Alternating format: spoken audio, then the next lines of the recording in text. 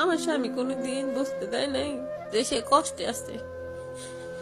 হেরে যদি জিজ্ঞাসা করতাম তুমি খাইছো, হে কইতো হ আজকে বিরিয়ানি খাইছি। এইখানে তো সবসময় অনেক ভালো ভালো ভালো খাবার খাই। তো এই লেগে আমি খালি বলতাম যে আমার আজকে ওইটা লাগবে, এইটা লাগবে, আজকে এই টাকা লাগবে। এর জন্য একটা চাপ দিতাম যে টাকা পয়সা মনে হয় তাহলে অনেক ইনকাম করে, আমাকে দেয় না।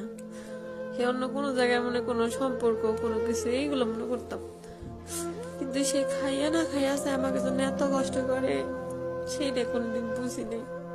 বুঝছি, এখন বুঝছি, কিন্তু তারে যে হারাইয়া ফেলছি,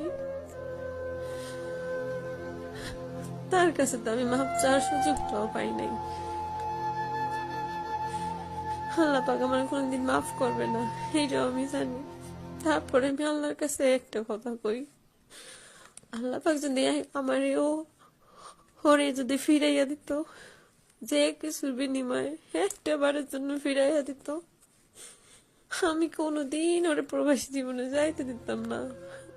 আমি হাজার কষ্ট করতাম, তাও আমি ওর কোনোদিন প্রবাসী জীবনে যাইতে দিতাম না।